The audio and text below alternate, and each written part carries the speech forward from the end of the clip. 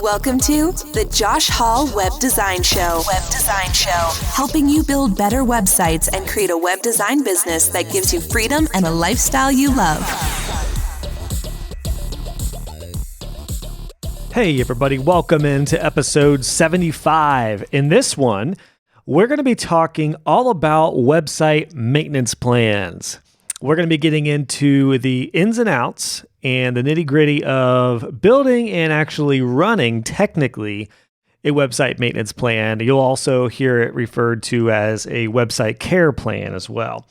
And the reason I wanted to get into this is because we've talked a lot about website maintenance plans in this podcast. Most of you who have been listening for a while, you know I'm a big proponent of it. It was life-changing for me, so I highly recommend you have your own website maintenance plan. However, for those of you who don't want to do your own maintenance for whatever reason, I do have the next best option for you, which is to partner with somebody who does that. And for this episode, I brought in a close colleague of mine, Stephanie Hudson. You may recognize that name. She is a repeat guest on the podcast. She was one of my first guests back on episode 8. Wanted to have her back to talk specifically about website maintenance because she is the co-founder of Focus WP, which is a white label partner for doing website maintenance. So for those of you, again, who don't want to do the maintenance, you can hire Steph and her team at Focus WP, and they will do the maintenance, and you can white label it so you can mark it up to your clients. Because it's super, super, super duper important that your clients have their sites maintained, optimized, reported on, backed up, and all the good stuff that we're going to cover in this episode. And we've recently talked about website maintenance. I had a buddy of mine on 49, Jake Kramer. We talked about hosting and selling website maintenance plans. So for this one, Steph and I get into the ins and outs of actually running it. So we talk about a lot about updates, about how to update your sites, when to update them. We talk about reporting, security, and all of the technical things in your actual website maintenance that's going to help you build your own plans. We get into the techie stuff and talk about the tools that we use as well. So I'm really excited to hear how this one helps you out. And for those of you who do want to do your own maintenance, I would love to help you with that. I have a website maintenance plan course. It's the first course I ever created, and I created it because I was so passionate about how I was able to build recurring income with our website maintenance plan and take care of our clients. And in that course, I show you from point A to point B how to create a plan of your own, and I show you the ins and outs of my website maintenance plan. And you'll learn what's worked for me so you can build yours, or you can take it to the next level if you already have one going. So if you're interested in doing your own maintenance, join my course today. Check out the links in the show notes to get access to that. And then for those of you who don't want to do your own maintenance, no worries. You can hire Steph and her company at Focus WP. And without further ado, let's get into it. Steph, welcome to the podcast. Great to have you on again. What's good, girl? What is up, Josh? I'm so happy to be here. It's like old times. It is like old times. You were episode 8, I think, originally. So you were one of my first early on. Yeah, it's been over a year now. So really good to have you back. What's funny is that episode, we were going to talk about maintenance plans. And then before we went live, we were talking about like focusing on our strengths, and we were having such a good conversation. I was like, let's just talk about this. It's too good. So we talked about that, but I knew we were going to revisit maintenance plans, and we are going to talk about maintenance plans in this episode. We're going to talk about full circle. We're back where we started. Full circle. Yep. Now I did recently talk with a colleague of ours, Jake Kramer, about how to sell maintenance plans. But on this one, I figured you and I could focus on what we've learned with our maintenance plans and actually running them and empowering people to do the same. Sure. So before we dive in, do you want to let everyone know where you are and then what you do exactly? Oh man, that's a loaded question. Try to keep it within a half an hour. Yeah. Okay. I'll see what I can do. Yeah. I am Stephanie Hudson. I run Focus WP, which is a company that specializes in care plans, and we're offering some other white label services as well. We try and help small agencies, solopreneurs, even freelancers to scale and grow their business. And you can find us on the web at focuswp.co, and then over in our Facebook group as well, which is where we spend most of our time, which is called Focus on Your Biz. Yeah, it's a great Facebook group. I'll link to that as well. And where are you based out of, for anyone who's curious? Oh, I'm in Charlotte, North Carolina. Beautiful. So let's dive into it, Steph. Let's talk maintenance plans. I'd actually like to start out with just maybe briefly why you guys started Focus WP exactly. We talked a little bit about that in the first episode that you and I had, but I think as some good context as to what you guys do with your plan, I'd love to hear like what was the need? What was the why for starting Focus WP? Well, a few years ago, I think it was about 3 years ago, I was at a word camp and I met Tom Jensen, who is he's kind of quiet in the groups. He's not a loudmouth like me, but he's a really sharp guy. He hasn't, yeah, he's a stalker, he's right? like, so he just like tabs on things. Yeah. But so he and I connected and we had, I actually went up to him. We still joke about it right now. Cause I was there by myself. He was there by himself. A lot of the Divi people were there. We were actually at a Divi meetup but I didn't know anybody in person yet. And I went up to him and I was like, would you like to be my conference buddy? And he just looked at me and was like, what? And I was like, I don't want to walk around by myself. And he was like, all right. And it ended up being like a match made in heaven because we would just buddy around together and like I would run my mouth and he would just be my sidekick and it was perfect. We both were so happy. So anyway, in between sessions, we would talk about different things in our businesses, our agencies that we each ran separately. And care plans were something that were sort of like people were just starting to talk about them more. Yeah. Christina Romero at WP Elevation was really getting she started, I don't know if it was her who coined the term care plans, but it was like right around that time where that was really, people were talking about it. And a lot of people were hating maintenance. Like I think people still, it's such a polarizing thing. Like people who like to build websites, they want to build it and then be done with it. People who design websites, they don't want to keep having to deal with the little nitty gritty updates that don't require creativity and it isn't as fun for them. But I had built up a system in my business where I had staff that I had trained. I had done tons of research. I set up my whole system. I had like everything in place. I had staff that did it. And it was just super profitable for me. Like I was making great money and I didn't even I couldn't understand why people didn't like this. So anyhow, I was telling him about this. I was telling him how much I charge and how little work it was and everything. So then a week or so goes by and he sends me a message. He's like, I just sent you an email. Don't freak out.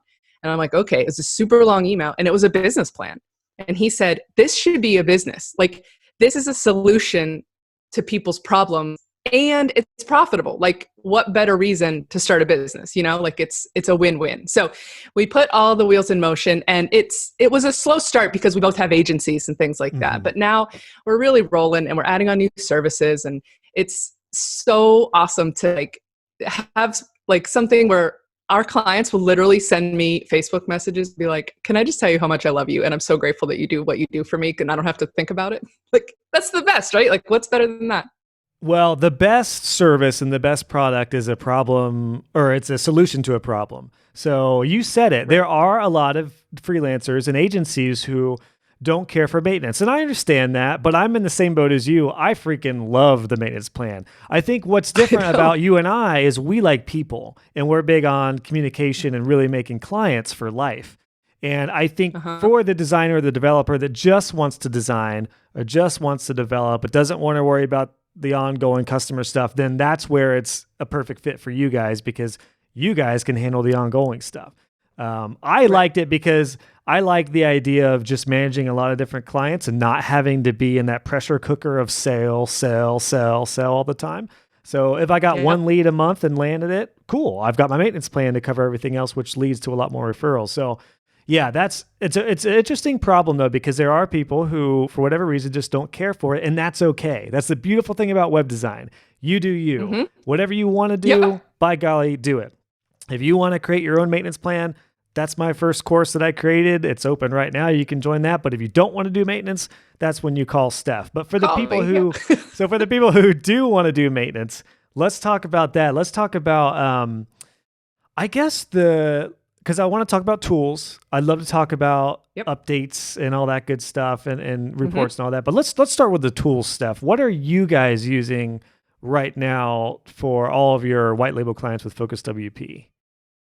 Managed WP is our bread and butter. That's our go-to. That's where That's where the magic happens. That's where we maintain all of our sites, and that's our point of access for our developers and things like that as well. I mean, Manage WP is so powerful. So all we have to do, if there's a site that needs some work done on it for whatever reason, if it's an upsell or if it's an issue or whatever, we can just assign a developer task. We use ClickUp for that. That's another tool that we manage our projects with. We can assign a developer to it, and then all we have to do is tag that site in Manage WP with a certain tag, which gives that developer access to the site. They never need to see client credentials.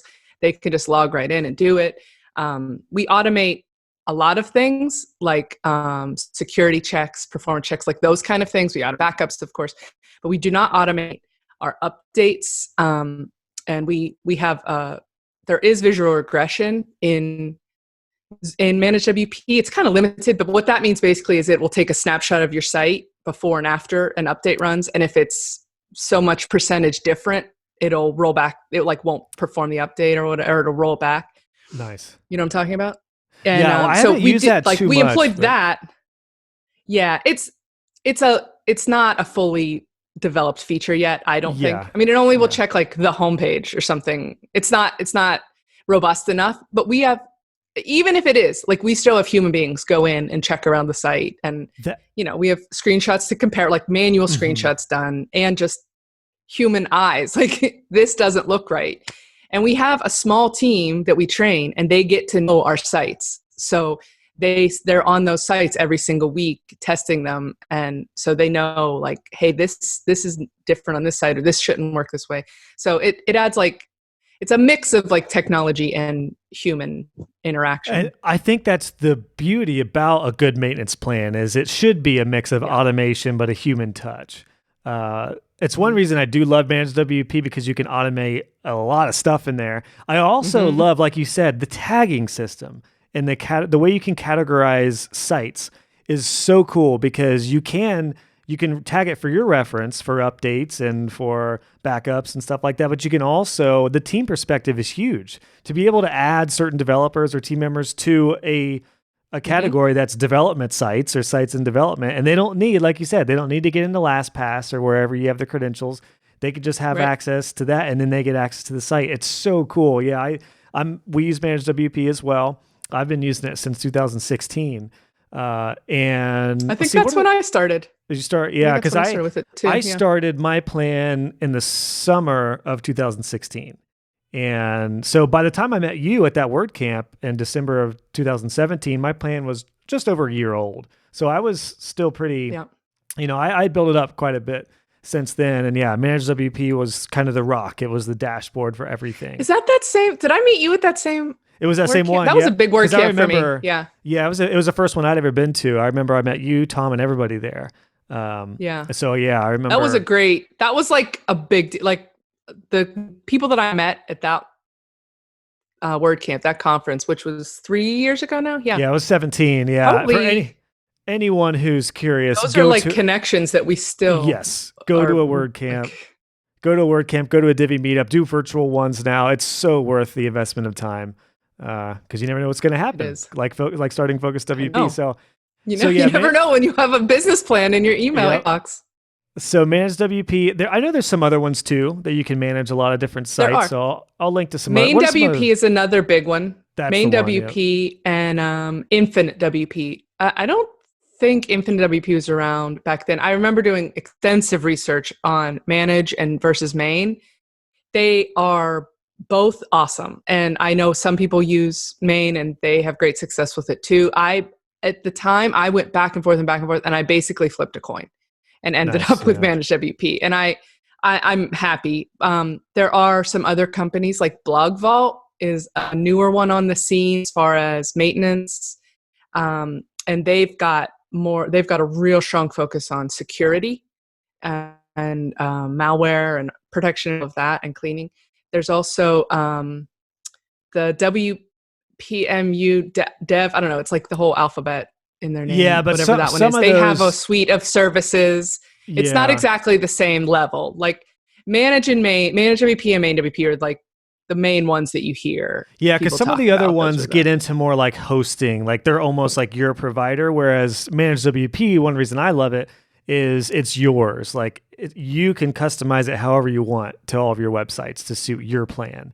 And you can do all type of white labeling options in there as well. I actually, what are some of the components to the maintenance plan, being that we're in Managed WP, that you have found super important with? Is it the updates, monitoring, backups? What are some of the components that you find most useful?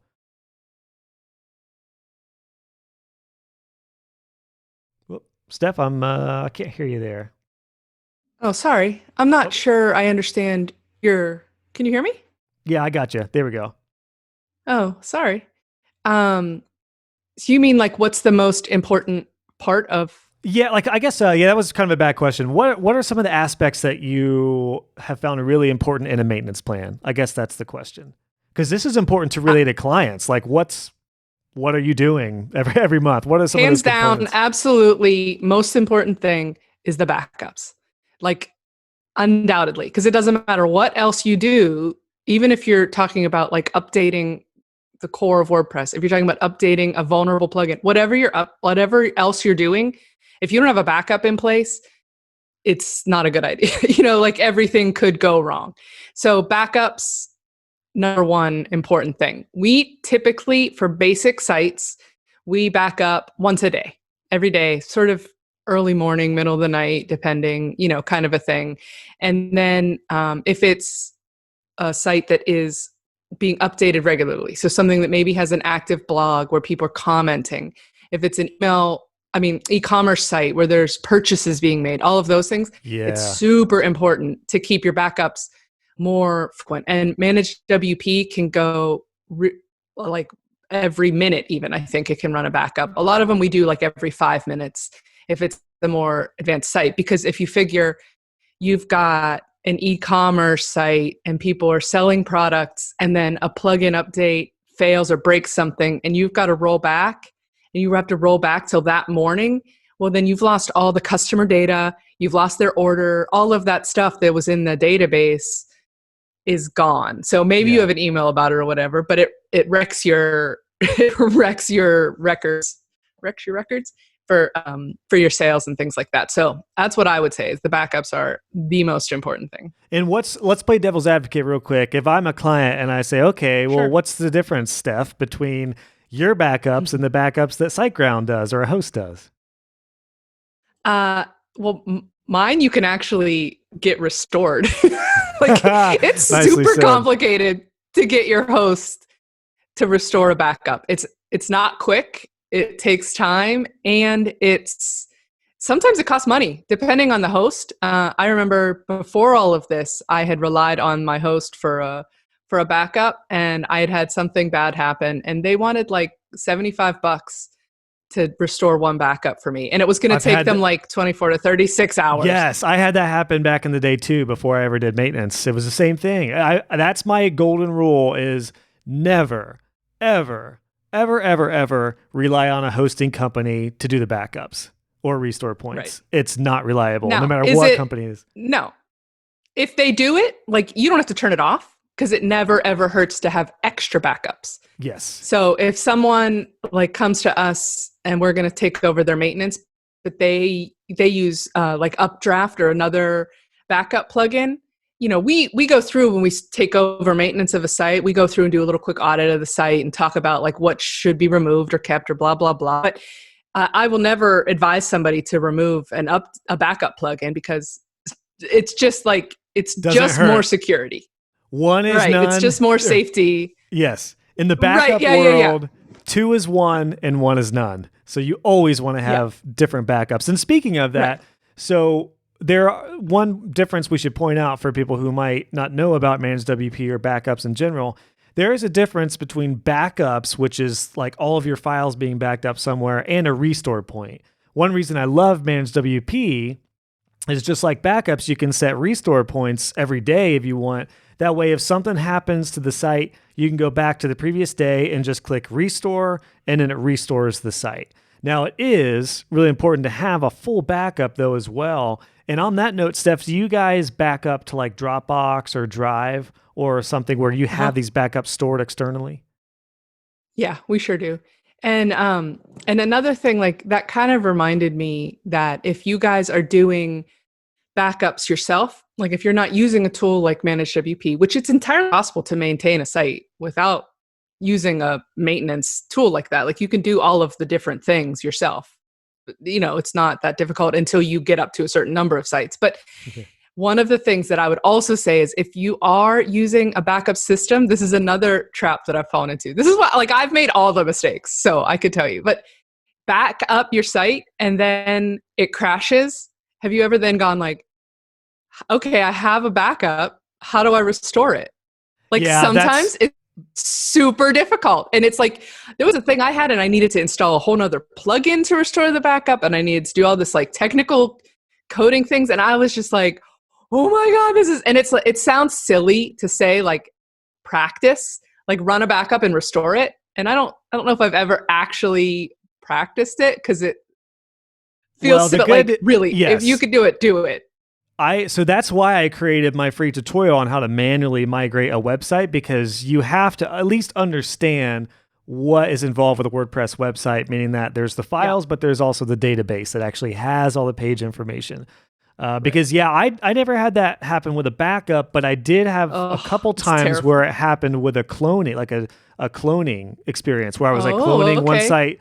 I was cloning a dev site to a live site, and it broke the live site, and it just wasn't, it was broke. So I was like, I Oh, had God. nightmare experiences because I didn't understand cPanel and because I didn't understand Right. the site, the files in the database. So I've got resources for all that for everybody. So I'll link that. But And for those, yeah, yeah, and for those who don't know, because cloning a site might sound like a totally different thing, but it's actually a very similar very process to similar. restoring a backup. Because Yeah. what you're doing is like Josh said, it's based on files, like images and text files and CSS files and all of that, and then the database, which stores all the words that are in each post and the titles and all of those other elements. So it's these two elements. And basically, to restore a backup, you have to make sure all the files are there and all of the database elements are there. And That's so it. to clone a site or to restore a backup or to do any of it, it's moving those two chunks and making sure they're in sync and it's the right And then versions of them there's all. a file. I talk about this in my cPanel course. The most important file is one called WP config, and that is just the little cue that says, "Hey, align these files to this database." I try to make them sound friendly because the config file is actually probably much more scary. But I remember early on, so I was used to developing like HTML sites, and I moved all of my files to a WordPress site to the new site, and the site was broke. And I was like, what the heck? I moved all the files. Why isn't it working? Well, I had no idea there was a database involved that had all the pages. So yeah, I don't want to take us too far down this rabbit hole because I'll do a separate episode explaining that. And I have my cPanel course for that fun stuff. But so backup's huge. That's a good idea and a good reference as to what's different about our backups versus hosting backups and restore points. Another big aspect you touched on is updates. So I'd love to talk about updates. For sure. I think we probably all understand, for even web designers who are brand new, most everyone knows a website is just like any sort of software or app. It needs to be updated. Yeah, that's why Netflix updates. That's why your phone updates. That's why anything that is a software has got to be updated. It's important for us to relay that to clients. Now, the trick is when to do those updates and how to do those updates, particularly if you're managing a lot of different sites, because you said it, Steph. You can absolutely manage sites without a tool like Manage WP, but you'd have to log into every site, update all the plugins, do a manual backup, then log into another site. And that's what I was doing before I started my plan with Manage WP.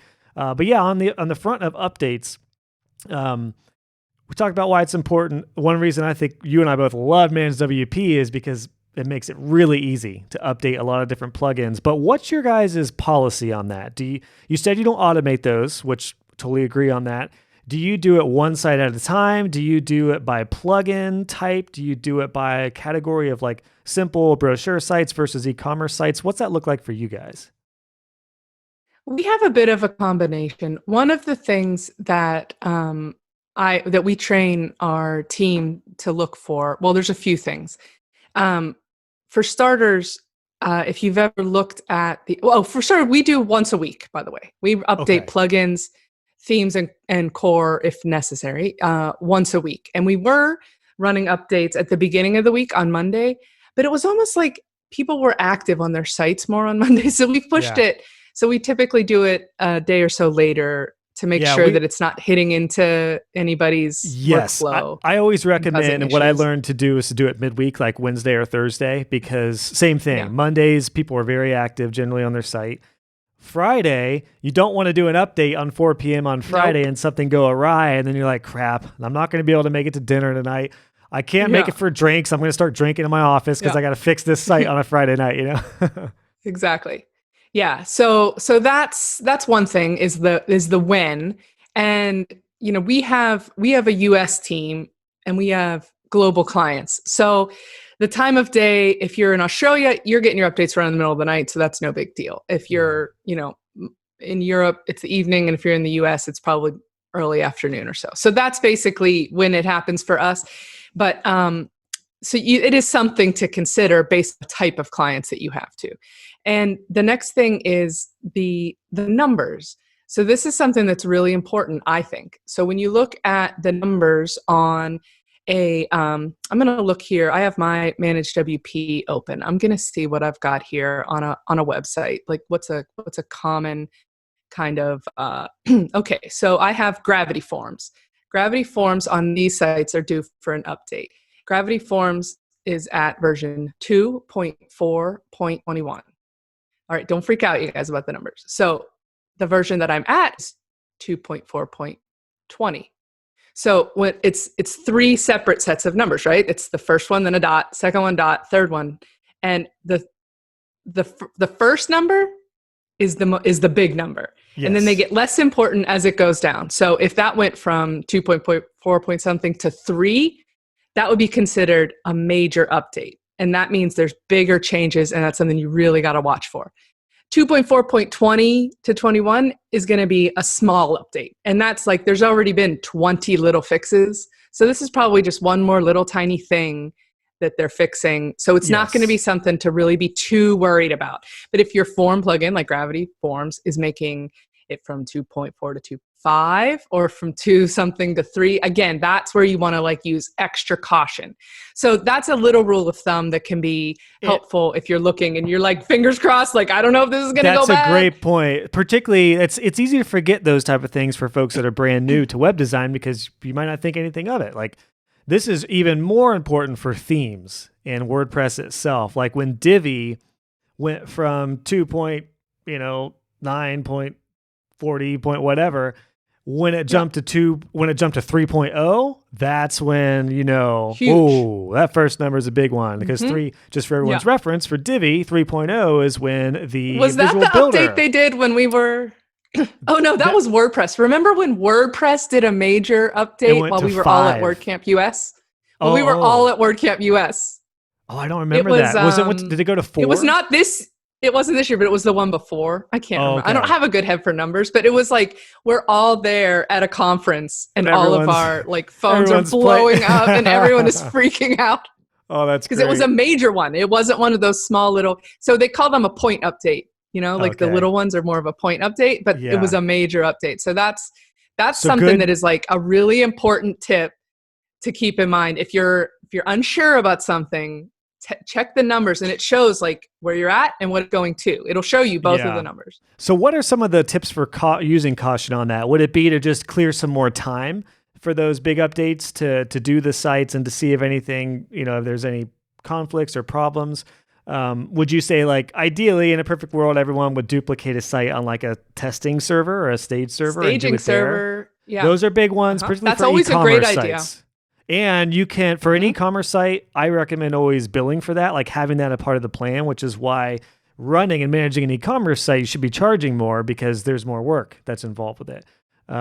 So yeah, like what are some of we do that, you know, we have 2 different plans. You know, we have like a basic level, and then we have what we call an advanced site, which is basically for things like that require extra caution in testing, extra backup restore points, like all of those kind of things that just cost more money physically for storage space. It costs more time to do it all. So we do have 2 levels as well. And I recommend anybody do that. If it's something that is a simple thing that only has a few plugins or something, no problem. But if you're going to have to take extra caution like that, and so you have to sort of use your head. This is where I think having human beings do this stuff rather than automatic is really important as well. So the reason that plugins are updated there's usually just a few reasons. One might be a bug fix, like something wasn't quite working right, and so it's fixing it. Another one might be a vulnerability that is getting fixed, like a security patch. So those are very important. And a third is the least crucial, and that's added features. So if they're just making new features to it, so if we go back to our Gravity Forms example, if you've got something that maybe was a little wonky in like a styling form or something, and they're updating it, that may or not have been an issue for you. So it might not be a super important thing. If they're adding a new feature and it's something you've been wanting, then that's great. If they're adding a new type of field or a new conditional element or something, yeah, you're going to be eager to do that, but you may want to wait until it's tested a little bit. And then if it's a security patch, you always want to update that as soon as possible. And that's now, a great... That being said, that's... Also, I was just going to say, that's a great point to relay to clients, to tell them, like, this is why the updates are so important, because if there's a vulnerability in Gravity Forms, if Gravity Forms gets hacked, it could affect all of your sites that use Gravity Forms, so you need to update it and patch it immediately. Yeah, and the way that you can find that out is there are release notes. So if you're in your WordPress plugins section of the database, you can click through to the plugin page and it'll show their change log or release notes, whatever they call it. And it will say like, yeah, we tweaked the color scheme of this section of the whatever. And you're gonna be like, okay, well, who cares? Like, I don't need, you can just make your own decision if that's important to you or not. If it says this is a patch, like a security patch, then you want to make sure that you run an update. Now, that's on a form plugin like Gravity Forms or whatever. That's where you've got clients and customers coming to your site directly interfacing that. So that's a huge important element of your website. If you've got something like, I'm looking for another one on here that's got like, let's see, like Smush is another one. Smush or Short Pixel or Imagify, those image optimizing ones. If they're adding, like, there's not a lot that's going to change there, and there's not a lot that's going to impact your visitor to your site. So you may view those as a different level of importance because it's, that's an important thing to keep your site running fast. But once your images are optimized, like, unless you're going to be like adding a ton more images to your site tomorrow, that may or may not be a priority. And so, there's just a lot to take into consideration as far as the technology involved. That's great, though. I feel like Yeah, I feel like you outlined the update stuff perfectly. It was the time when to do it, which is generally at least once a week, which we talked about kind of midweek. That way you don't do it right when everyone's active on the site, but you don't do it right before the weekend starts. You have the different levels of priority with the updates as far as some of the plugins that, are going to make a big difference. Like WooCommerce, all of those updates need to be taken a lot more carefully and seriously than Smush. It's a plugin that very, very rarely is it going to break your site, and it's not going to change much. Your images are already optimized if you used it. I like that you talked about the different types of updates and why you would need to do those, was as far as being like a vulnerability fix or an update. All good stuff to relate to clients. So yeah, that makes total sense. And I think that's great stuff as far as updates. I'd like to transition now to security and monitoring. Could I add one more thing to the updates, Josh? Absolutely.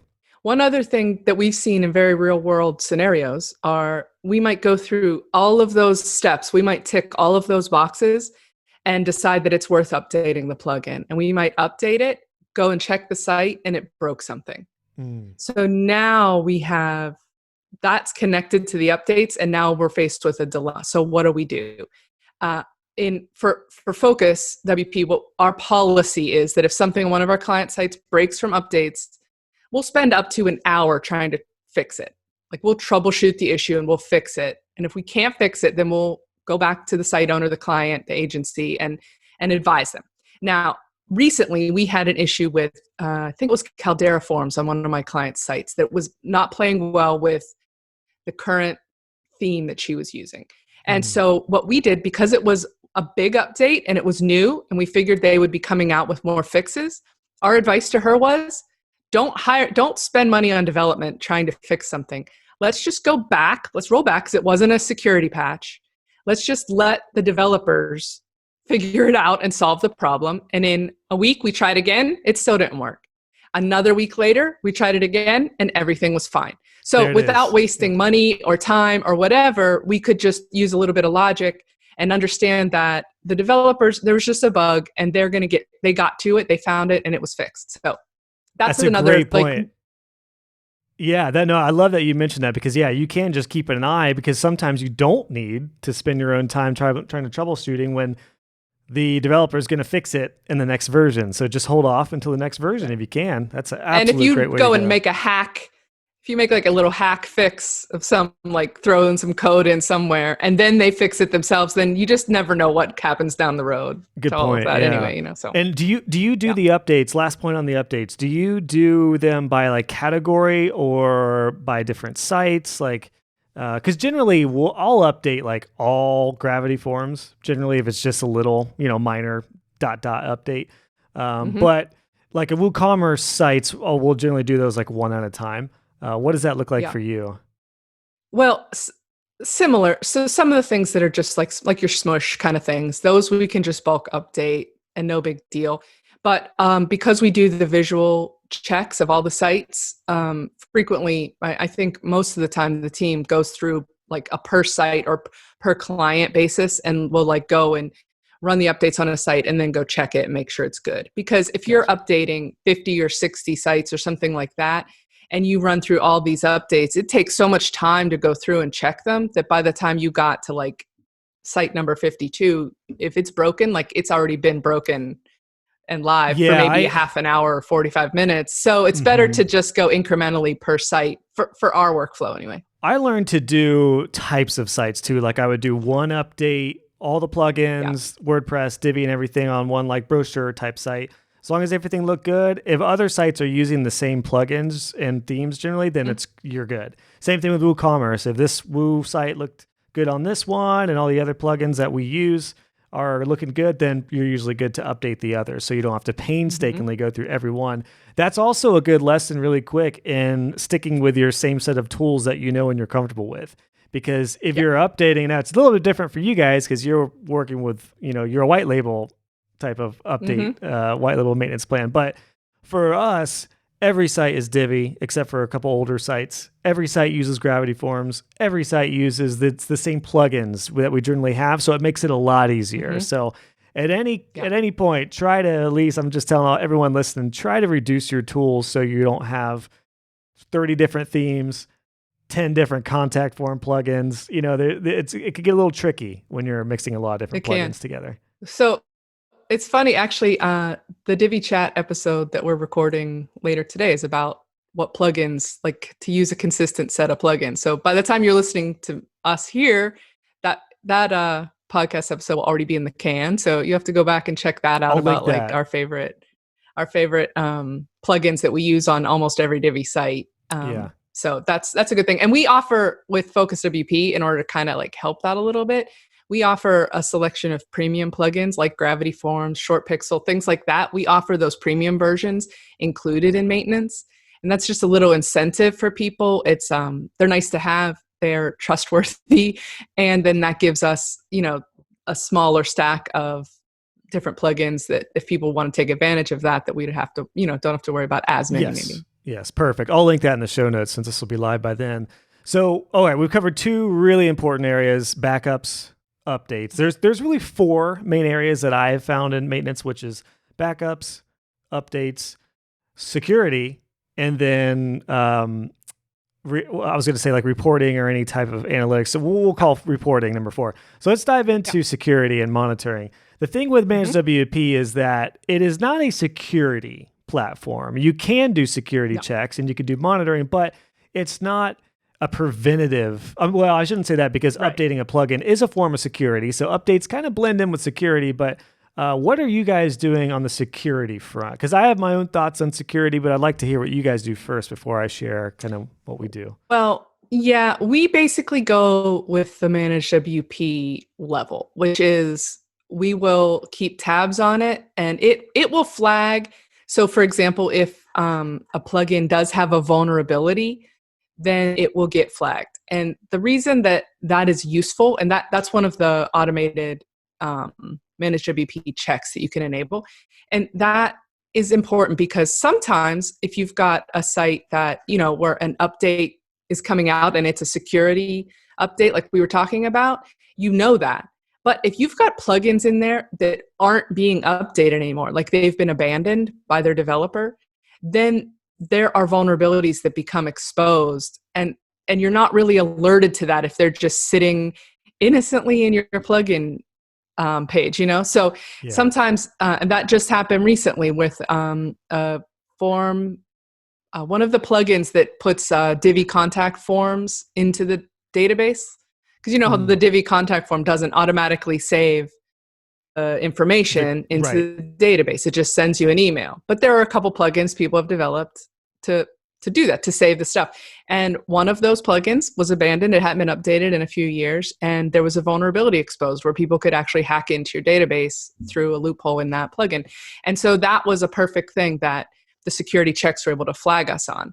Now, if you get some really malicious code, if you get hacked, or if another site on your server becomes vulnerable, if you've got shared hosting and your site gets affected, we'll notice some things. We'll get some alerts to vulnerabilities. But again, like you said, it's not a real like rock hard security platform. That's a smaller feature. It's not the main feature.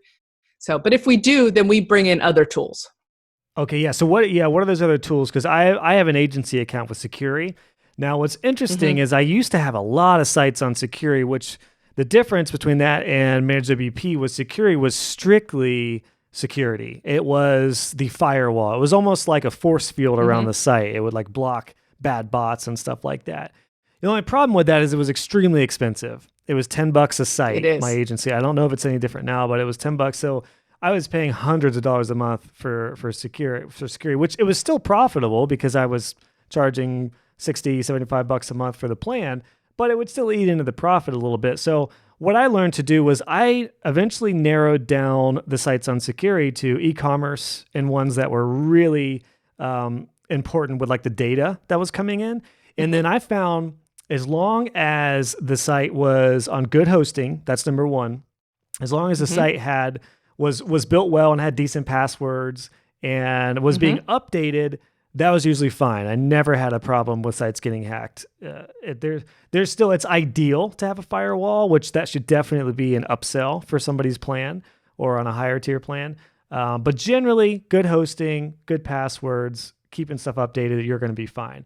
But there are some other tools as well. I know WordFence is one that I haven't used personally. I feel like it's a little bloated from what I've experienced, but what are some of the tools that you guys for the security that you guys use for the security? I've used WordFence a lot, the free version. It does do its job. I mean, it alerts you. If I have one complaint about WordPress is that it alerts me too much. Like I start to go did I say WordPress? I meant WordFence. I go like WordFence blind because it sends like so many emails. It's like urgent, you have to update this plugin. And it's like something that's so not important. And it just like wears me out, which is bad.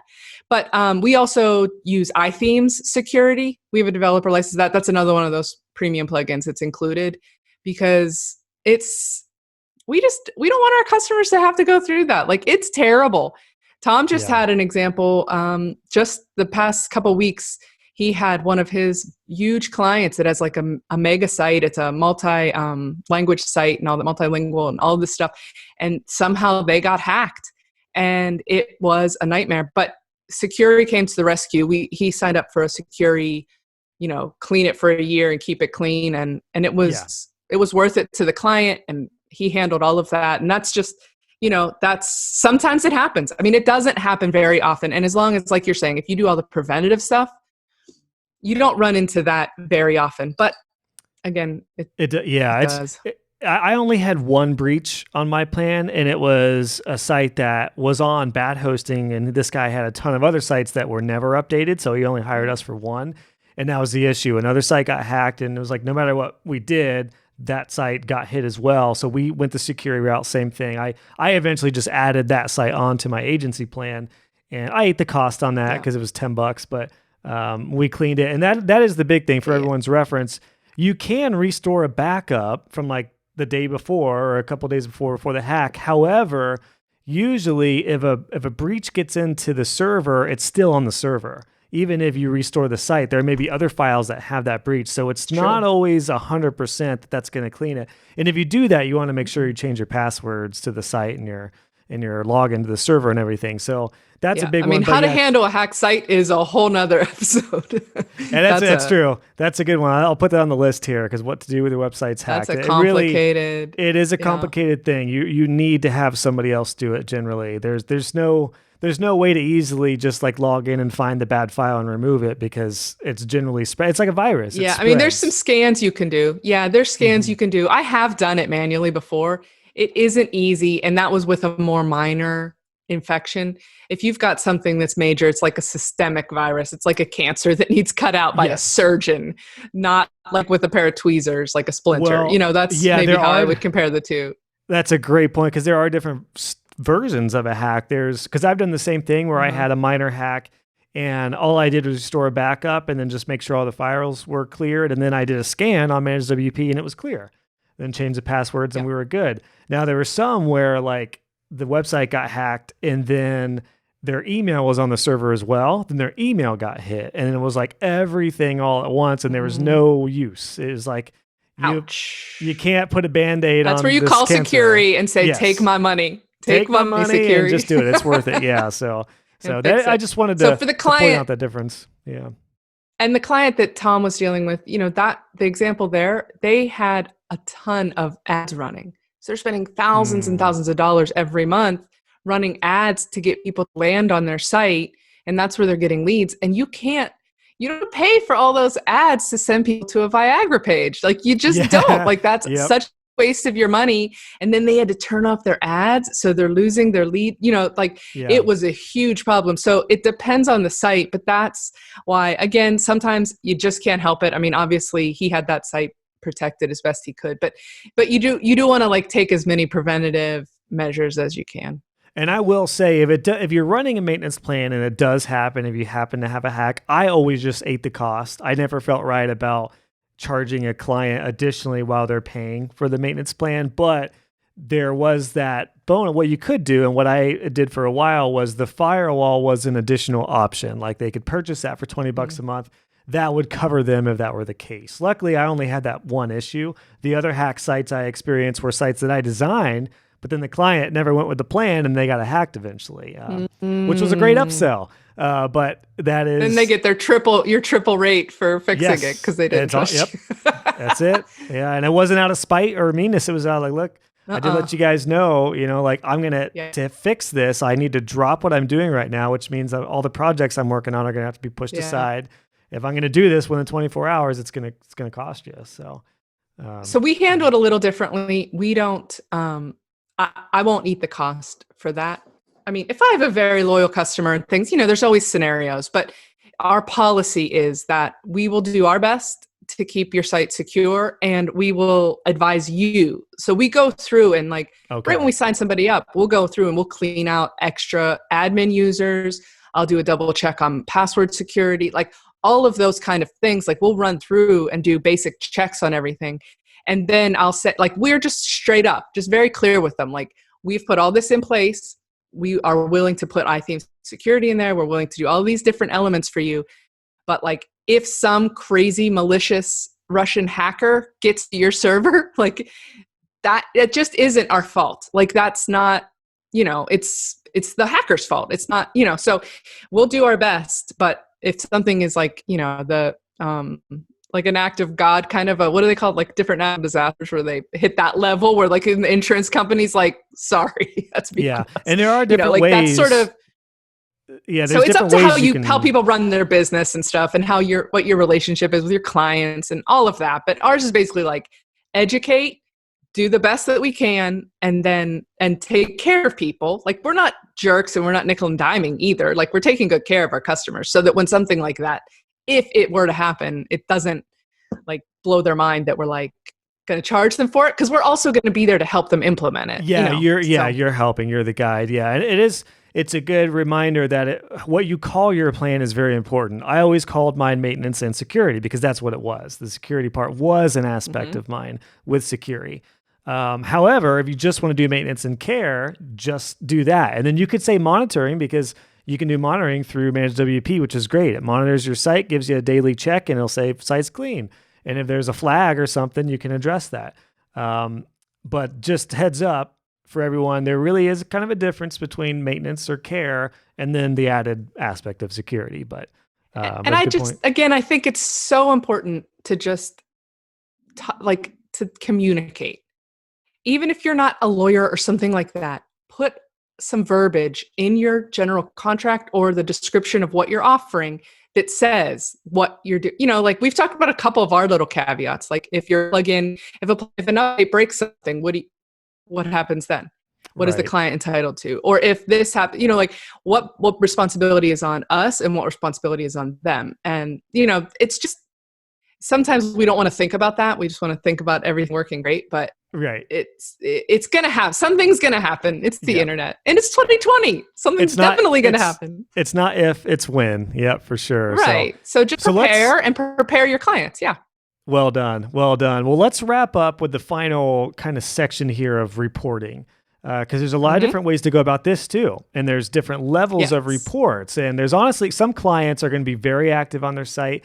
They're going to want a more detailed report. Because Managed WP, for everyone's reference, I love the reporting feature. You can do automated reports, or I know for a long time, my wife once a month, would do the reports, and it would take her about an hour and a half, and she would do them manually. But you can automate that as well. Now, I did have templates that she would follow, and she would just comb through each report to make sure it was working, it looked good, and then send it off to the client. But there's basic stats in there. It shows what you did, you know, how the site's performing and everything. But some people need a little more, or they might want access to their Google Analytics. So it might require like a more detailed report. You can also do SEO in Managed WP. You can set up SEO keywords and see how they're tracking. So it's a really robust platform. It's very limited.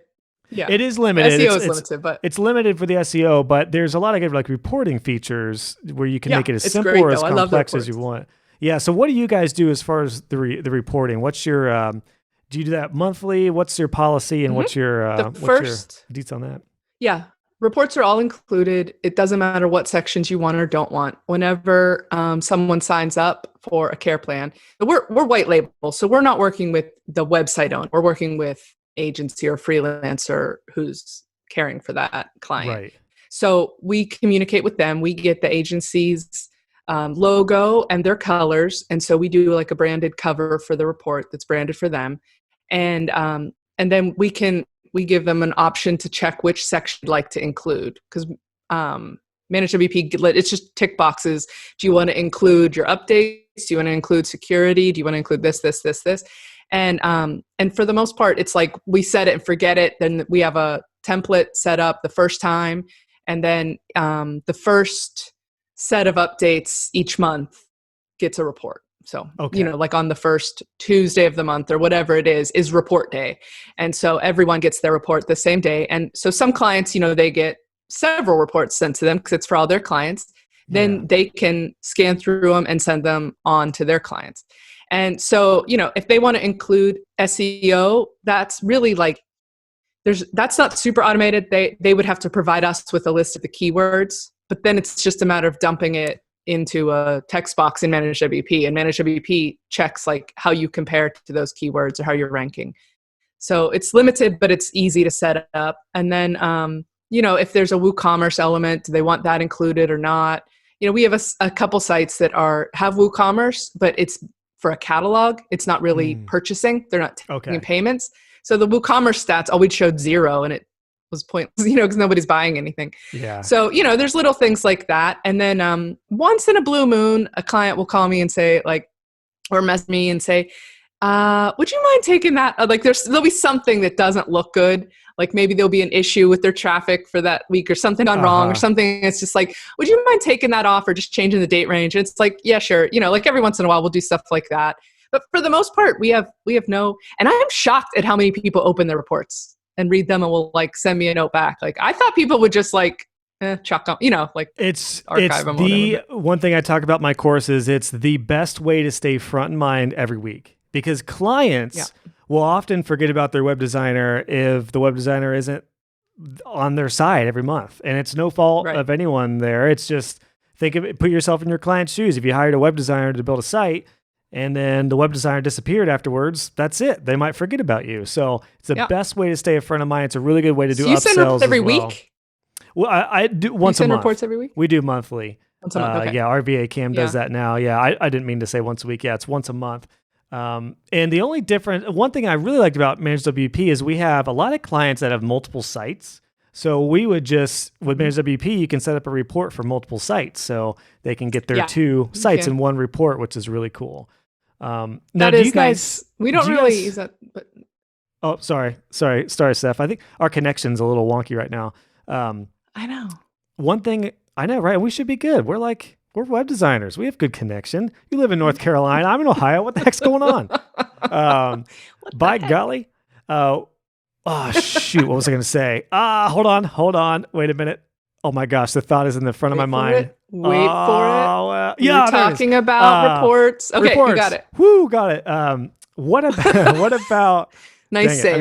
Now I'm going to lose it again. What about advanced reports? Does anyone ever say or an e-commerce site that's like, man, we really want to see like our analytics, like really in depth. Do you guys ever do anything, or do your white label clients, do you know if they do like advanced reporting with a different third-party software or anything like that?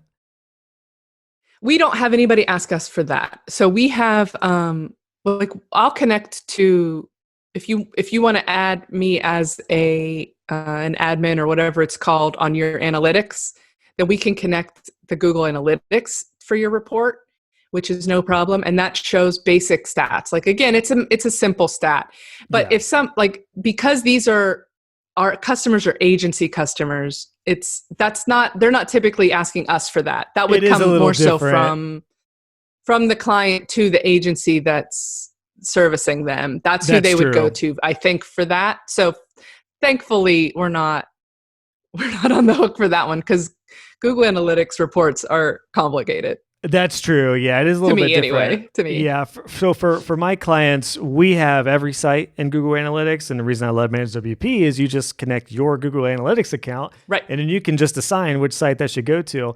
And then for the people who did want a more advanced look into their page views, bounce rate, and all that stuff, what I would do is I would just give them access to the Google Analytics for their site, and then I would just send them to my training video that I have on my client resources page. Perfect. That walks them through how to view their traffic. And then there we go. Then it makes me look awesome. And it was a great way to go. So that's just my tip on that for anybody. And then sell them some SEO. Sell them some SEO, baby. Yeah. But you said it's a great way to stay front of mind. And it shows them like what you did. Even if you have some automated updates and stuff, they don't need to know that. It just looks like, Steph and her team did. We're still taking care of them, 30 updates. I mean, we don't have anything automated anyway, but it just lets them know that it just gives them peace of mind to let them know that everything's under control. They're getting all green lights all the way down the page. There is something else we're just about to implement for that front of mind and all of that. And that's for our agency customers. And that is every quarter, we're going to send out an email to each of our customers where they can schedule a half-hour session with me to go through and just review their sites and talk about things. Because that's one of the things I've found is like, if you go look at a site, like I'll be like, oh, hey, you have this going on. Did you know you could do this too? Like there's this new thing. Or, hey, I found a better way to optimize this. Or your page speeds are a little low. Do you want to run an optimization? Like there's so many little things. Our websites are living, breathing organisms at this point. Like there's constantly improvements and enhancements that can be made. And that's a great way for me at my company at Focus to upsell to my customers, but then those agency customers can take that back to their clients and deliver value to them and say like, we're on top of this. We're proactively providing you with ways to improve your website and do all this stuff. So it's, again, one of those like triple win scenarios, Yes. which are my favorite. Yeah, I would encourage everyone to do that. Do like a quarterly round, check-in with your clients and then offer like a quick catch up. And, it's a great way to get a lot more work It's too, like because they'll often be like, you oh, will you know make more what? money Yes. almost every time. Here's a mind-blowing thought that took me years to realize. If you reach out to your clients more often, they will pay you more money. There it is. They will. It's just, I just didn't reach out. I didn't reach out to my clients. Yeah. It was like, I just didn't feel like making that much money until I got serious about circling back around with my clients. So hopefully everyone applies that. Sometimes you can reach out and say like, hey, I was thinking you should do this. And that's one way. But if you just check in, half the time they'll be like, hey, yeah, you know what I was just wondering about? Like, you could just say hi and they'll be like, I was thinking about doing this. Do you know how to do that? You can be like, yes. Sure. There's three things so it doesn't right even there. matter. Like, you don't even have to have like a big sales pitch even. Just yes, exactly. ask them how they're doing.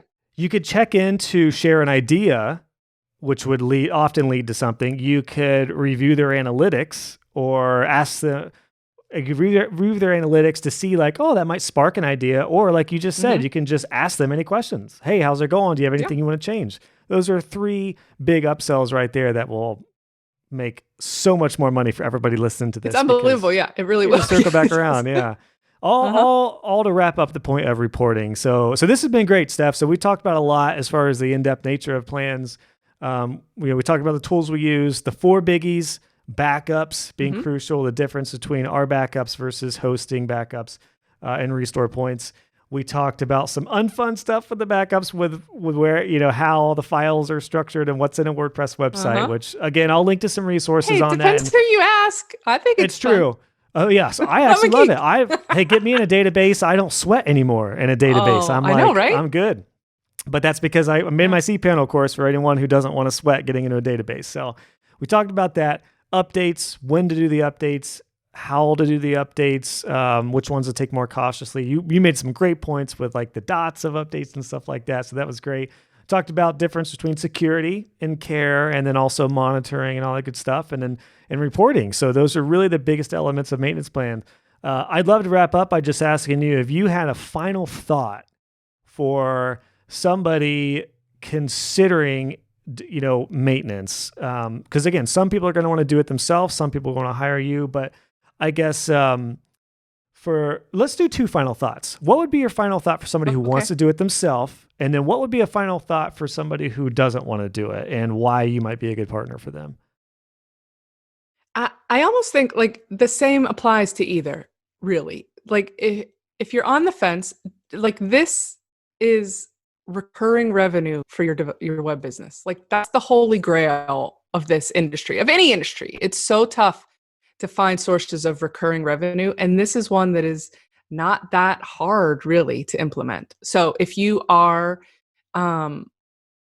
if you're into the technical stuff and you like it and you have this time and the schedule and the lifestyle, whatever that allows you to do it, take Josh's course, learn how to do it, and go. Like just start selling care plans and making money. If you're not the one, like we keep our prices so low that I guarantee you'll still make money. Like you can charge more than double what we charge to do them white label. And so, I mean, it's like either way, it's a no lose, because you're going to make money. You're going to get that recurring revenue, and you're going to have opportunities to upsell your clients. So like, it's just a no brainer, really is.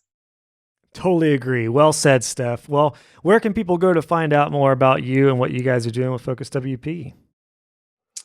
Well, we do have some new things coming out that I'm excited about, and we have set up a special page for your listeners. So you can go to focuswp.co/Josh Hall, which is a little tricky to say. focuswp.co/Josh Hall. And we've got a fun little discount on there for anybody who is thinking about signing up for care plans or some of our other services that we're about to offer. And any of your listeners who are our existing care plan customers can get a little discount too, because I don't like playing that game. Like beautiful, only discounting new people. Because I know a lot of your clients have gone and taken your class and come see us, and I don't want to gyp them out either. So I'm big on not being a cable company, meaning you give your best deals to your current clients, not just the new ones. I love it. Yep. You're my kind of person, Steph. And then you guys have some. Do you want to announce the development stuff that you like the dev kind of thing that you guys have? So one of the things that we've been trying to do is to help agencies and freelancers and solopreneurs. We're trying to help everybody scale their businesses. And this can be so tough whenever you're hitting that ceiling of working full tilt as much as you possibly can and not making enough money. So how do you make more money without working more? Like if you can't, that's called scale. So adding monthly recurring revenue by white labeling your care plans is a great way to do that because it takes almost zero extra work and you get more money. But we're also offering now some subscription to your own development team. So you can subscribe for as little as 3 hours a month or on up. And this is actually, so with Focus WP, one of the things we didn't really get into in our care plans today is making changes to client sites, like changing their text or their images or adding blog posts and stuff. And some people like to offer that. We don't offer that at Focus, but what we do is now we have this provision where you can subscribe to developers and you can then pass that on to your clients. So you can offer however many hours or whatever, an hour of updates a month or something like that. Then you just subscribe to our development team and you don't have to do it. So it's, again, this is how you scale your business. You outsource and make money off of other people's work. So that's another thing we're offering. I was just going to say, that's another episode we can do. We'll talk about upsells and scaling in and around maintenance because that's a great hot topic for sure. So anyway, thanks so much, Josh. This is a blast. It always is. Who knows? Maybe I'll see you on Divvy Chat one of these days. Yes. I know you're going to be starting that here pretty soon. I'm dying to get back on more like we talked about before we went live. It's just Divvy Chat goes live at 5 p.m. Eastern, which is just the worst time for me with a 2-year-old and 11-month-old. So dinner time. It's tough. But I'm going to try to do it at least once a month. So look for me on the schedule here soon. Yeah. And then I'll see you in the circle. Yes, my membership. Actually, by the time this comes out, I think my membership will probably be open to founding members. So, I'll link that. We went over a lot of tools and links, so I'll make sure everything's linked in the show notes. Oh my gosh, so much stuff. I know. Yes, so Poor Cam's got her work cut out for her with these show notes today. Her fingers are going to be aching after searching all these links. So we'll have a good one on this one. But Steph, thanks so much. I know you got to run, so we'll talk soon. Thanks, Josh. See you later, everybody. Peace. Hey guys and gals, just wanted to pop in with a couple things before you head out. If you enjoyed this episode, please consider leaving a review on iTunes or wherever you listen to this podcast. I would love to hear your feedback, and it will also help other web designers find the show. Be sure to check out the show notes for this episode. Just go to joshhall.co, click on podcasts, and search this episode number, and you'll find all the links, descriptions, and resources we talked about. And if you haven't already, make sure you subscribe, and you'll be notified when the next episode is live. Thanks again for tuning in, and I'll catch you guys on the next episode.